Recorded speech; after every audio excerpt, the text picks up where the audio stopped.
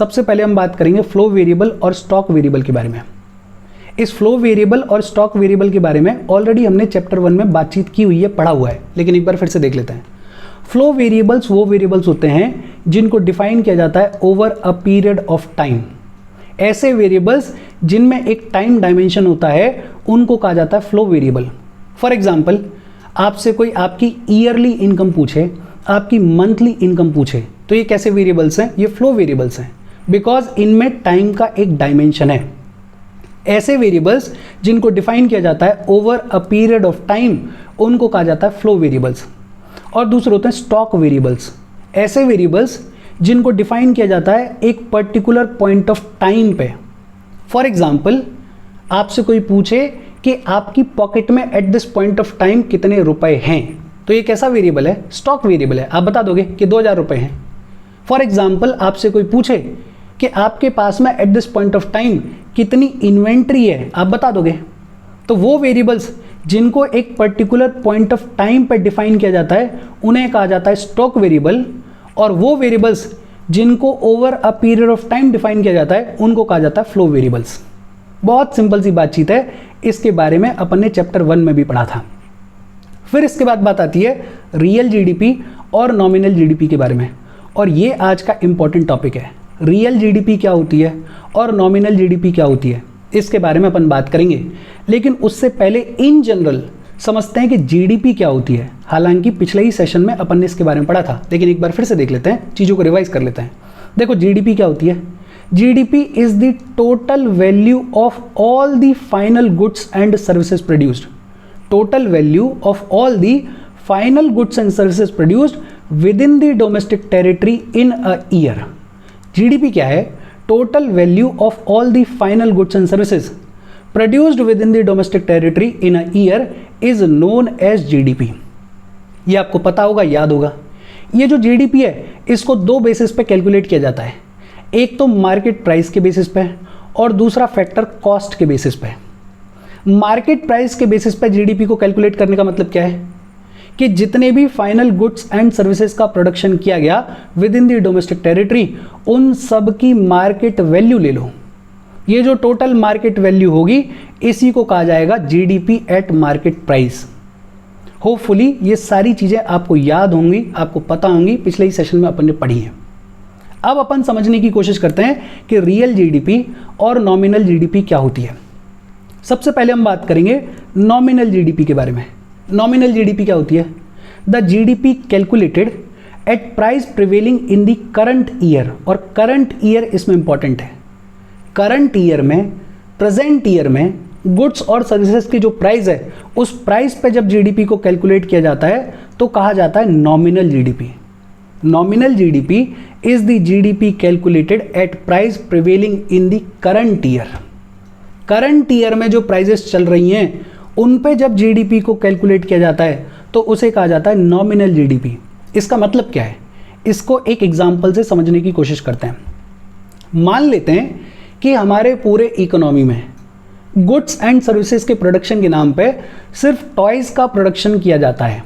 हमने मान लिया कि हमारे इकोनॉमी में सिर्फ टॉयज का प्रोडक्शन किया जाता है। मान लेते हैं कि 2010-11 में 30 यूनिट टॉयज को प्रोड्यूस किया गया और एक यूनिट टॉय की मार्केट प्राइस थी 10 रुपये। मतलब हमारी जीडीपी 2010-11 में कितनी हो गई? 300 रुपये हो गई। कोई दिक्कत वाली बात नहीं है, सिंपल सा है, कोई रॉकेट साइंस नहीं है। मान लेते हैं कि 2011-12 में सिर्फ 25 यूनिट टॉयज का प्रोडक्शन किया गया, लेकिन 2011-12 में एक टॉय की मार्केट प्राइस कितनी थी? 15 रुपये। मतलब 2011-12 में हमारी जीडीपी कितनी हो गई? 375 रुपीज़। ये भी सिंपल कैलकुलेशन है। और मान लेते हैं कि 2023-24 में सिर्फ 20 यूनिट्स टॉयज का प्रोडक्शन किया गया और 2023-24 में एक टॉय की मार्केट प्राइस कितनी थी? 20 रुपये। मतलब 2023-24 की जीडीपी कितनी हो गई? 400 रुपये। ये जो करंट ईयर की प्राइजेस के ऊपर जीडीपी का कैलकुलेशन किया जा रहा है इसी को कहा जाता है nominal GDP. The GDP calculated at price prevailing in the current year is known as nominal GDP. बहुत सिंपल सी बातचीत है। अच्छा, ये जो नॉमिनल जीडीपी है इसमें दो प्रॉब्लम्स हैं। प्रॉब्लम्स क्या है? एग्जाम्पल में फिर से देखो हमारा जो ओवरऑल प्रोडक्शन है वो कम हो रहा है। पहले प्रोडक्शन कितना था 30 यूनिट्स का, घट के कितना हो गया 25 यूनिट, 25 यूनिट से घट के और कितना हो गया 20 यूनिट। मतलब हमारा जो ओवरऑल प्रोडक्शन है वो घट रहा है, बट अगर नॉमिनल जीडीपी देखोगे तो नॉमिनल जीडीपी बढ़ रही है। पहले 300 थी, अब कितनी हो गई 375, 375 से बढ़ के कितनी हो गई 400। मतलब प्रोडक्शन घट रहा है, लेकिन उसके बावजूद हमारी नॉमिनल जीडीपी हमें बढ़ते हुए दिखाई दे रही है। अब सोचो, कोई भी ऐसी इकोनॉमी जिसमें प्रोडक्शन घट रहा है वो अच्छी इकोनॉमी है या खराब इकोनॉमी है? बट ऑब्वियसली बात है कि वो खराब इकोनॉमी है। इकोनॉमी खराब है, लेकिन उसके बावजूद हमारी जो नॉमिनल जीडीपी है वो बढ़ती हुई दिखाई दे रही है, वो इंक्रीज करती हुई दिखाई दे रही है। ऐसा क्यों हो रहा है? बिकॉज जो प्राइस है वो बढ़ रही है। पहले 10 रुपये थी प्राइस, कितनी हो गई 15 रुपये, और 15 रुपये से बढ़ के कितनी हो गई 20 रुपये। मतलब जो प्राइस है वो बढ़ती जा रही है। इस प्राइस के बढ़ने की वजह से हमें क्या लग रहा है, हमें क्या दिख रहा है कि हमारी जो नॉमिनल जीडीपी है वो भी इंक्रीज हो रही है, लेकिन एक्चुअल में हमारा प्रोडक्शन कम हो रहा है। और प्राइजेस के बढ़ने की वजह से, सिर्फ प्राइजेस के बढ़ने की वजह से ये नॉमिनल जीडीपी हमें बढ़ती हुई दिखाई दे रही है। इसका सिंपल सा मतलब क्या है कि हमारे इकोनॉमी में इन्फ्लेशन आ रहा है, हमारे इकोनॉमी में महंगाई आ रही है, और ये कोई अच्छी बात नहीं है। नॉमिनल जीडीपी जो है वो 2 रीजंस की वजह से चेंज हो सकती है। इसको और डिटेल में समझते हैं। 2 रीजंस की वजह से चेंज हो सकती है। एक तो actual production of goods and services change हो, actual production of goods and services बढ़े या घटे, उसकी वजह से हमारी नॉमिनल जीडीपी बढ़ सकती है, घट सकती है। अगर एक्चुअल प्रोडक्शन हमारा बढ़ रहा है और उसकी वजह से नॉमिनल जीडीपी बढ़ रही है तो अच्छी बात है, तो कोई दिक्कत वाली बात नहीं है। बिकॉज अगर हमारा एक्चुअल प्रोडक्शन बढ़ रहा है तो हमारी जो ओवरऑल इकोनॉमी है वो ग्रो करेगी। एक्चुअल प्रोडक्शन बढ़ने का मतलब क्या है कि हमारी डिमांड बढ़ रही है, हमारी इनकम बढ़ रही है, हमारा एम्प्लॉयमेंट बढ़ रहा है, और जब ये सारी चीज़ें बढ़ेंगी तो हमारी जो ओवरऑल इकोनॉमी है वो ग्रो करेगी, वो आगे बढ़ेगी। लेकिन एक दूसरा भी रीज़न हो सकता है इस नॉमिनल जीडीपी के बढ़ने का, और वो क्या हो सकता है, प्राइजेज में चेंज। जैसे अपने एग्जाम्पल में हो रहा है कि प्रोडक्शन तो घट रहा है, लेकिन क्योंकि प्राइजेस बढ़ रही हैं इसलिए हमें ये जो नॉमिनल जीडीपी है ये बढ़ते हुए दिखाई दे रही है।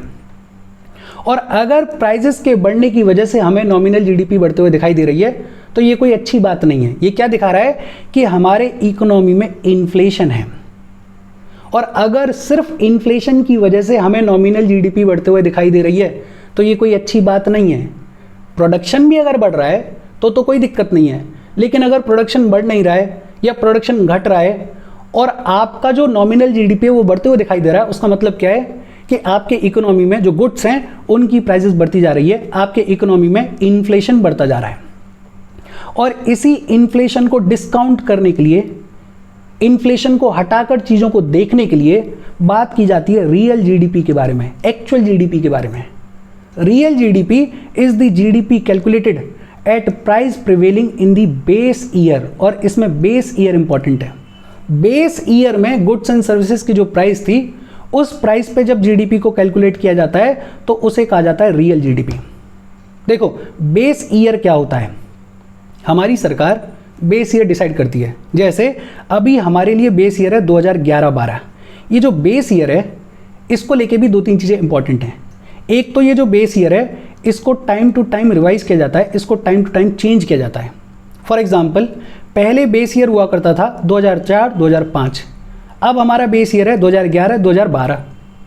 हालांकि अभी रिसेंटली सरकार बातचीत कर रही थी कि बेस ईयर को एक बार फिर से रिवाइज करो और बेस ईयर करो 2017-18, लेकिन चेंज किया नहीं गया है। तो अभी तक हमारा बेस ईयर क्या है 2011-12। ये जो बेस ईयर है इसको रिवाइज क्यों किया जाता है, इसको चेंज क्यों किया जाता है, उसका भी बड़ा सिंपल सा एग्जाम्पल है। देखो बहुत सारे गुड्स ऐसे होंगे, बहुत सारी सर्विसेज ऐसी होंगी जिनको आज प्रोड्यूस किया जाता है लेकिन 2011-12 में प्रोड्यूस नहीं किया जाता था। फॉर एग्जाम्पल iPhone 16, उसको आज प्रोड्यूस किया जाता है, 2011-12 में नहीं किया जाता था। तो ये जितने भी नए गुड्स हैं, सर्विसेज हैं जो कि आज प्रोड्यूस की जा रही हैं, 2011-12 में नहीं की जा रही थी, उनको अकाउंट में लेने के लिए, उनको इंक्लूड करने के लिए इस बेस ईयर को टाइम पर रिवाइज किया जाता है। अभी प्रेजेंटली हमारा बेस ईयर क्या है 2011-12, और जब बेस ईयर के प्राइजेस के बेसिस पे जीडीपी को कैलकुलेट किया जाता है तो उसे कहा जाता है रियल जीडीपी। और इसका फ़ायदा क्या है, इसको भी एग्जाम्पल से समझने की कोशिश करते हैं। सेम वही अपना एग्जाम्पल ले लेते हैं कि 2011-12 में जो कि हमारा बेस ईयर है, उसमें सिर्फ 25 यूनिट टॉयज़ को प्रोड्यूस किया जा रहा था और 1 यूनिट टॉय की मार्केट प्राइस कितनी थी, 15। तो हमारी जो नॉमिनल जीडीपी है वो कितनी आ रही थी, वो आ रही थी 375। अच्छा, ये जो बेस ईयर है इसमें तो रियल जीडीपी भी कितनी आएगी, 375 ही आएगी, बिकॉज यूनिट्स भी सेम है, प्राइस भी सेम है। लेकिन 2023-24 में अगर देखेंगे तो चीज़ें अलग दिखेंगी। 2023-24 में अगर करंट ईयर के हिसाब से बात करें तो कितनी यूनिट्स का प्रोडक्शन किया गया, 20 यूनिट्स का प्रोडक्शन किया गया और प्राइस कितनी थी, 20 ही थी इसकी प्राइस। मतलब जो नॉमिनल जीडीपी निकल के आई वो कितनी आई, 400 रुपये निकल के आई। लेकिन रियल जीडीपी में अपन क्या करते हैं, अपन प्राइस लेते हैं बेस ईयर की, और बेस ईयर क्या है, 2011-12। 2011-12 में प्राइस कितनी थी, 15। प्राइस लेंगे अपन बेस ईयर की और प्रोडक्शन लेंगे अपन करंट ईयर का और फिर निकालेंगे जीडीपी को, तो हमारी जीडीपी कितनी आ जाएगी, रियल जीडीपी कितनी आ जाएगी, 300 रुपये। और अगर आप ध्यान से देख रहे हो तो ये जो नॉमिनल जीडीपी है ये बढ़ते हुए दिखाई दे रही है, लेकिन ये जो रियल जीडीपी है ये घटते हुए दिखाई दे रही है। रियल जीडीपी अगर घट रही है तो ये क्या दिखा रही है भाई, प्राइजेस तो कांस्टेंट हैं, प्राइजेस सेम है। प्राइजेस सेम होने के बावजूद आपकी रियल जीडीपी घट रही है, इसका मतलब क्या है कि आपका जो प्रोडक्शन है वो कम हुआ है इकोनॉमी में। और अगर इकोनॉमी में प्रोडक्शन कम हो रहा है तो वो इकोनॉमी के लिए अच्छी बात नहीं है। और अगर हमारी रियल जीडीपी बढ़ते हुए दिखाई दे रही है तो उसका मतलब क्या है, प्राइजेस तो कांस्टेंट हैं, प्राइजेस तो बदल नहीं रही हैं। उसके बावजूद अगर रियल जीडीपी बढ़ रही है तो उसका मतलब क्या है कि आपका जो प्रोडक्शन है इकोनॉमी में वो इंक्रीज हो रहा है, वो ग्रो हो रहा है, और ये किसी भी इकोनॉमी के लिए अच्छी बात होती है। बहुत simple, real GDP is the GDP calculated at price prevailing in the base year. और इसीलिए रियल जीडीपी को जीडीपी एट कांस्टेंट प्राइस भी कहा जाता है। बेसिकली रियल जीडीपी में हम इन्फ्लेशन को एडजस्ट कर देते हैं, हम इन्फ्लेशन को इंक्लूड नहीं करते हैं, प्राइस चेंजेस को हम इंक्लूड नहीं करते हैं, प्राइस को कांस्टेंट रखते हैं और कांस्टेंट प्राइस पे जीडीपी को कैलकुलेट करते हैं in real GDP. Nominal GDP में क्या है, the GDP calculated at the price prevailing in the current year. Current year में जो करंट प्राइसेस हैं उन पे जब जीडीपी को कैलकुलेट किया जाता है तो उसे कहा जाता है नॉमिनल जीडीपी। ये जो नॉमिनल जीडीपी है इसमें एक्चुअल प्रोडक्शन को भी अकाउंट में लिया जाता है और इसमें प्राइजेस को भी अकाउंट में लिया जाता है। और अगर आपकी नॉमिनल जीडीपी सिर्फ प्राइजेस के बढ़ने की वजह से बढ़ती हुई दिखाई दे रही है तो ये कोई अच्छी बात नहीं है, बिकॉज ये क्या दिखाता है कि आपके इकोनॉमी में इन्फ्लेशन है, जैसा कि हमने अपने एग्जाम्पल में देखा। बहुत सिंपल सी बातचीत है, होपफुली आपको समझ में आ रही होगी। एक बार फिर से मैं बोल देता हूँ सारी चीज़ों को। ये क्या होती है रियल जीडीपी, बेस ईयर में जो प्राइजेस हुआ करती थी उन प्राइजेस पे जब अपन जीडीपी को कैलकुलेट करते हैं तो उसको कहा जाता है रियल जीडीपी। और नॉमिनल जीडीपी क्या होती है, जो करंट ईयर में प्राइजेस हैं उन करंट ईयर की प्राइजेस के ऊपर जब अपन जीडीपी को कैलकुलेट करते हैं तो उसको कहा जाता है नॉमिनल जीडीपी। ये जो नॉमिनल जीडीपी है ये दो रीजंस की वजह से चेंज हो सकती है। एक तो एक्चुअल प्रोडक्शन में चेंज आ रहा है और दूसरा प्राइजेस में चेंज आ रहा है। अगर सिर्फ प्राइजेस में चेंज आने की वजह से, अगर सिर्फ प्राइजेस के बढ़ने की वजह से आपकी नॉमिनल जीडीपी आपको बढ़ती हुई दिखाई दे रही है, जैसा कि हमारे एग्जाम्पल में हो रहा था, तो ये कोई बहुत अच्छी बात नहीं है आपकी इकोनॉमी के लिए, बिकॉज प्राइजेस बढ़ रही हैं विच मीन्स कि आपकी इकोनॉमी में इन्फ्लेशन बढ़ रहा है। होपफुली आपको ये सारी चीज़ें समझ में आ रही होंगी। अच्छा, ये जो इन्फ्लेशन है इस इन्फ्लेशनरी इम्पैक्ट को डिस्काउंट करने के लिए एक डिस्काउंटिंग फैक्टर को यूज़ किया जाता है जिसे कहा जाता है GDP deflator. Basically GDP deflator क्या होता है, जीडीपी डिफ्लेटर बताता है कि इकोनॉमी में इन्फ्लेशन कितना आया है। ये जो जीडीपी डिफ्लेटर है इसको कैलकुलेट किया जाता है, GDP deflator is equals to nominal GDP divided by real GDP into 100। ये भी शायद आपको समझ में नहीं आया होगा, इसको भी अपन समझने की कोशिश करते हैं। देखो जीडीपी डिफ्लेटर क्या होता है, जीडीपी डिफ्लेटर का फॉर्मूला है nominal GDP divided by real GDP into 100। Nominal GDP divided by real GDP into 100 is the formula of GDP deflator. इसको थोड़ा और खोल के देखने की कोशिश करते हैं। देखो नॉमिनल जीडीपी में अभी अभी अपन पढ़ रहे थे, प्राइजेस को भी अकाउंट में लिया जाता है और क्वांटिटी को भी अकाउंट में लिया जाता है, लेकिन रियल जीडीपी में प्राइजेस को एक तरीके से अकाउंट में नहीं लिया जाता है, बिकॉज रियल जीडीपी में अपन क्या कह रहे हैं कि प्राइजेस को कांस्टेंट रखा गया है, प्राइजेस को सेम रखा गया है, तो प्राइजेस को अकाउंट में नहीं लिया जाता है, सिर्फ क्वांटिटी को अकाउंट में लिया जाता है। मतलब अगर सिंपल मैथ्स देखें तो क्वांटिटी क्वांटिटी कैंसिल हो जाएंगे, बचेगा क्या? प्राइजेस। तो ये जो जीडीपी डिफ्लेटर है ये दिखाता है कि प्राइजेस में कितना फ्लक्चुएशन आया है, ये दिखाता है कि हमारे इकोनॉमी में कितना इन्फ्लेशन आया है। बहुत सिंपल सी बातचीत है। जीडीपी डिफ्लेटर क्या होता है? GDP deflator is that factor which shows कि हमारे इकोनॉमी में कितना इन्फ्लेशन आया है। GDP deflator is equals to nominal GDP divided by real GDP into 100। अच्छा, नितिन सिंघानिया में अगर आप देखोगे तो एक क्वेश्चन और दे रखा है कि ये जो जीडीपी डिफ्लेटर है इसको क्यों प्रेफर किया जाता है इन्फ्लेशन को जानने के लिए in comparison to WPI, in comparison to CPI, consumer price index, wholesale price index. ये सीपीआई क्या होता है, ये डब्ल्यूपीआई क्या होता है, क्यों जीडीपी डिफ्लेटर को प्रेफर किया जाता है, इसके बारे में अपन बातचीत करेंगे। ये जो सीपीआई है, डब्ल्यूपीआई है, ये इन्फ्लेशन वाले चैप्टर में पूरा डिटेल में आएगा। तो वहाँ पे ये जो छोटा सा सवाल है, इस सवाल को मैं ले लूँगा, ध्यान रखूँगा मैं। फिलहाल के लिए उस डब्बे को छोड़ देना। फिलहाल के लिए सिर्फ इतना याद रखो कि जीडीपी डिफ्लेटर जो है वो बेस्ट इंडिकेटर है इन्फ्लेशन का। वो बेस्ट तरीके से बताता है कि इकोनॉमी में इन्फ्लेशन कितना आया है या नहीं आया है। और जीडीपी डिफ्लेटर का फॉर्मूला क्या है? Nominal GDP divided by real GDP into 100। बहुत सिंपल सी बातचीत है। इसके बाद दो टर्म्स और हैं। एक होता है पोटेंशियल जीडीपी। पोटेंशियल जीडीपी नाम से ही क्लियर है, हाईएस्ट लेवल ऑफ आउटपुट जो आप अचीव कर सकते हो। अगर सारी चीज़ें आपके इकोनॉमी में सही हैं तो जो हाईएस्ट लेवल ऑफ आउटपुट आप अचीव कर सकते हो उसको कहा जाता है पोटेंशियल जीडीपी। जीडीपी गैप क्या होता है? पोटेंशियल जीडीपी और रियल जीडीपी का difference is known as GDP gap. देखो, अगर आपकी इकोनॉमी में सारी चीज़ें सही हैं तो मान लेते हैं कि आपका जो पोटेंशियल है हाईएस्ट जीडीपी को अचीव करने का वो है 1000, लेकिन आपकी जो रियल जीडीपी है मान लेते हैं वो है 800 सिर्फ। तो ये जो 200 डिफरेंस है ये क्या है? ये जीडीपी गैप है। पोटेंशियल जीडीपी को कौन से फैक्टर्स अफेक्ट करते हैं? सस्टेनेबिलिटी। अपनी इकोनॉमिक ग्रोथ को सस्टेनेबल रखना वो अपने आप में चैलेंजिंग होता है, इकोनॉमी रख नहीं पाती है। तो ये जो सस्टेनेबिलिटी है ये अपने आप में अफेक्ट करता है पोटेंशियल जीडीपी को। एम्प्लॉयमेंट कैसा है, रोजगार कैसा है, लोगों को एम्प्लॉयमेंट मिल रहा है या नहीं मिल रहा है। अगर मिल रहा है तो लेबर स्किल्ड है या नहीं स्किल्ड है। अगर मिल रहा है तो लेबर को फुल पोटेंशियल तक यूज़ किया जा रहा है या नहीं किया जा रहा है। ऐसे बहुत सारे फैक्टर्स हैं जो कि डिटरमाइन करते हैं, जो कि अफेक्ट करते हैं पोटेंशियल जीडीपी को। टेक्नोलॉजी कैसी यूज़ हो रही है, टेक्नोलॉजी भी पोटेंशियल जीडीपी को अफेक्ट करती है। अगर बढ़िया टेक्नोलॉजी है, बहुत एफिशिएंट टेक्नोलॉजी है तो पोटेंशियल जीडीपी के आप करीब होगे। अगर टेक्नोलॉजी खराब है तो आप पोटेंशियल जीडीपी से दूर होगे। रेगुलेटरी फ्रेमवर्क कैसा है, सरकार ने कैसे नियम कानून बनाए हुए हैं।